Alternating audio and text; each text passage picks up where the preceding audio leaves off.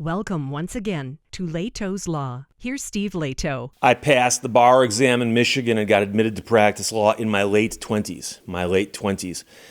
And so, that's fairly common.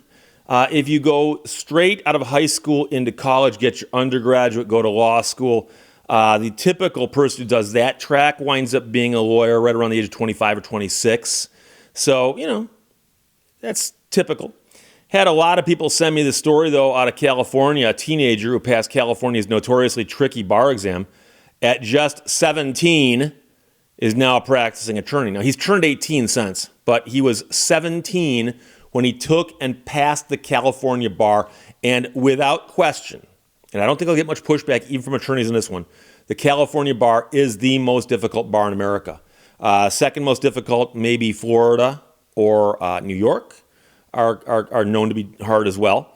However, California's is without question the most difficult bar exam. We're talking about the examination that you must pass to become a lawyer. So Rebecca Rahman wrote this for Business Insider. The kid's from California, I can call him that. He was 18 now, but he passed the state's bar exam when he's only 17, and he's working as a practicing attorney. The Tulare County District Attorney's Office announced the teen's record-breaking achievement in a Facebook post saying that it was legal history making moment. It was a legal history making moment. His legal journey began at the age of just 13 when he enrolled in the Northwestern California University School of Law while he was still completing high school, taking advantage of a state bar rule that allows students to apply to law school after completing the college-level proficiency exams. This is a smart kid. Now, I got to tell you, I had several people ask and say, Steve, isn't that the school you went to, Northwestern? No, I went to Southwestern.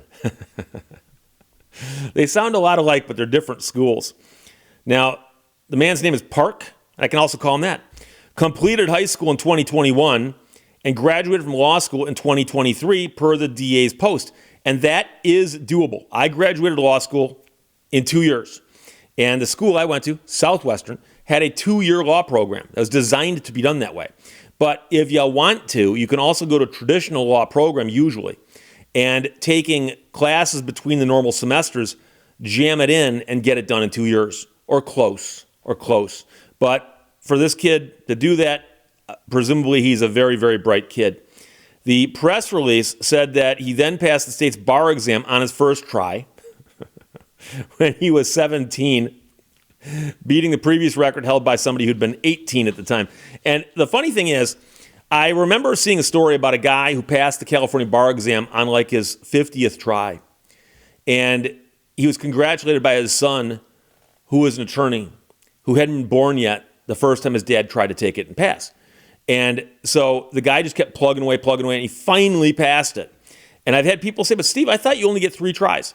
And that's not the case. And that story came from, famously, there have been people who have failed the bar exam a few times where they already had a job. And the job said, we'll hire you to come work as an attorney on the premise that you don't have the licensing right now. But when you take the bar and pass it, you will. But understand that we're not going to keep you here forever and let you fail it 50 times. It wasn't that guy, but I'm giving you an example. So we're going to let you have, like, say, 3 tries. And sometimes the employer will limit how many times you can fail it before they cut you loose. But you can, if you fail, take it again. It's a very expensive proposition.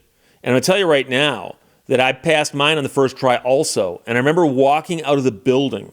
It was held at the Breslin Center in East Lansing, which is where Michigan State University plays basketball. And they actually had tables set up on the court. I was sitting mid-court taking the bar exam. And I remember getting up and walking out of the building at the end of the second day, and I was done. And I had a headache that I think lasted for about 3 days. Combination of just running my brain at full throttle and also forgetting to do this with my neck once in a while. So I'm looking at the table like this, writing answers or writing essays or filling in little circles. And after 3 or 4 hours and the break comes and I get up and move around, I'm like, oh, my neck hurts. And I remember walking out of the building going, if I got to take that again, I will never forgive myself. And luckily, I passed it. And so the bar exam is a pain in the rear.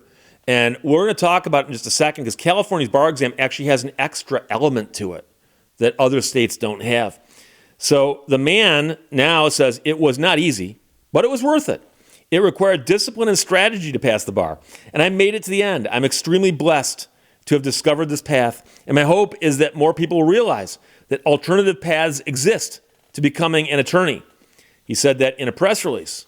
He said, I aspire to become a prosecutor because I'm driven by a moral obligation to uphold liberty, equality, and justice in society. I admire how prosecutors keep our community safe and bring closure to victims. He added, he was officially sworn in as a practicing attorney on Tuesday per the DA's post. Now, you have to understand something, and I was going to say this.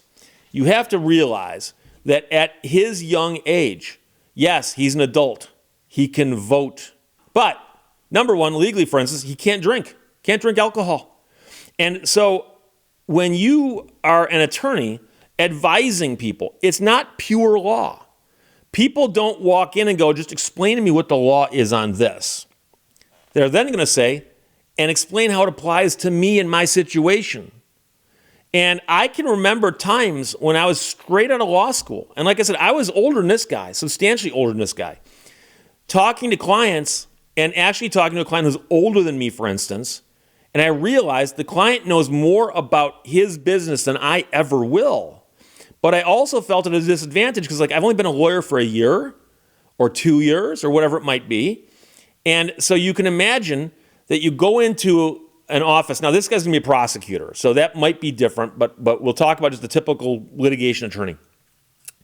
You go into a law firm and go, I want your best and brightest. They go, hey, we got this 18-year-old kid. Passed the bar on his first try at the age of 17. You go, I want to talk to him. That kid knows everything there is to learn from school inside and out and backwards. Okay, he can spout the law at you all day long. He can analyze it because he passed the bar. But how much does he know about business? How much does he know about regular life? You know, he's been driving for all of 2 years if he's got a driver's license.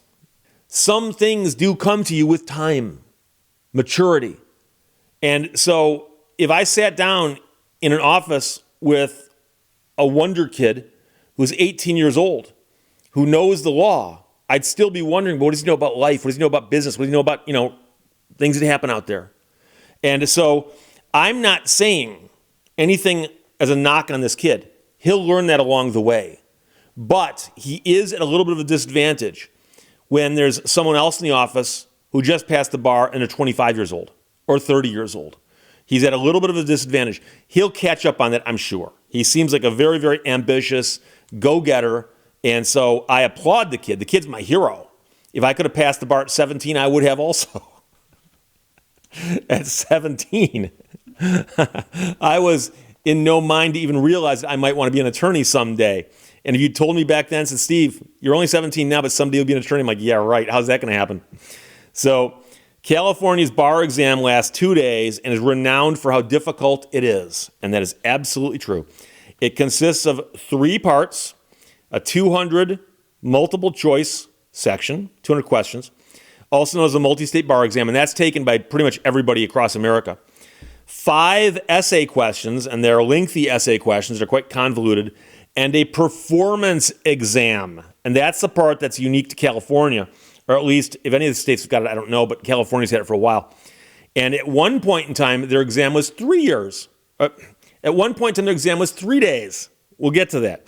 So the July 2023 results showed a pass rate of 51.5%. Almost half the people who took it failed. And that was down from 52.5% the year before. So it's got a 50-50 roughly pass rate. That's how difficult it is. So here's the California bar exam format.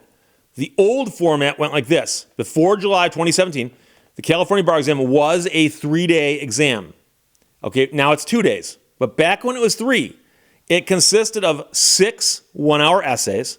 So they give you 6 essays. You got 6 hours to write them, probably 3 in the morning, 3 in the afternoon. Then a 200-question multiple-choice multi-state exam. And then 3 2-hour performance exams. We'll get to that in a second. As explained below, the 2-day exam now consists of 5 one-hour essays, 1 90-minute performance test, and the 200 multiple choice questions for the multi-state exam. So that's what's changed. It went from 3 down to 2. And the performance exam was what messed with a lot of people's heads. So I'll give you an example of one that I heard of. So you go in, you take the 2 exam days like most other states have got. The multi-state multiple choice, it's a pain, but you do it. Then the essays, you do those. You come in on day 3, they can give you anything. You don't know what it is. You don't even know what topic it's going to be on. It can be on any testable topic. So to give you an example, one year they gave you a big envelope that had something inside of it. You're sitting at your desk, you pull it out, there's a memo on top. And it goes, you work at a law firm. And you're defending somebody who's accused of murder. And the trial was a 1-week-long trial. And it started on Monday. And, by the way, today's Friday. And the trial has progressed. And last night, the partner of this firm who was defending that guy died. He's dead. And the judge has said, no continuances. We've got a seated jury. Someone's coming in and going to do the closing argument on this case on behalf of this defendant. That person is you. So how do you do this? Well, the other thing in the envelope was a transcript of the trial. Opening statements, direct, cross, direct, cross, direct, cross. Boom. And it ends. So you have to read the entire trial transcript and draft your closing argument, which requires you, number 1, to understand all the elements of the laws that are going to be used in this case. 2, you've got to read this testimony under a time crunch and spot what was important, what wasn't important, what parts should be brought out during closing argument, and then you've got to draft that argument. And you've got a couple hours to do it. And so I've heard of different examples like that where you're like, what? You know, another one they gave was an estate question. And they normally didn't have people do estate questions on a performance exam, and people were shocked by this. And you walked in, they handed you an envelope filled with paper. And you open it up, there's a memo on top, and it goes, this person just came into the office, dumped this stuff on the desk, and says, draft their will, or prepare whatever is the best way to protect this stuff should they die. Go. And I mean, I heard horror stories. I heard horror stories about people literally walking in, pulling out the package, reading the memo, and crying. I mean, it was not an easy test. Now, they made it a little easier by turning it into 2 days and apparently cutting out an essay or two in exchange for some shorter exam performance tests. But that performance exam was a nightmare. It was a nightmare. But this kid here at 17 proved it can be done at 17. And I salute the kid. I absolutely do. Now he's working for the district attorney's office. That's great. Rebecca Rahman wrote that for Business Insider. A teenager who passed California's notoriously tricky bar exam at just 17 is now a practicing attorney. And for the first few years, he's going to walk into court, go stand over the prosecutor's table. People are going to walk in and go, excuse me, where's the prosecutor? He's going to go, that's me.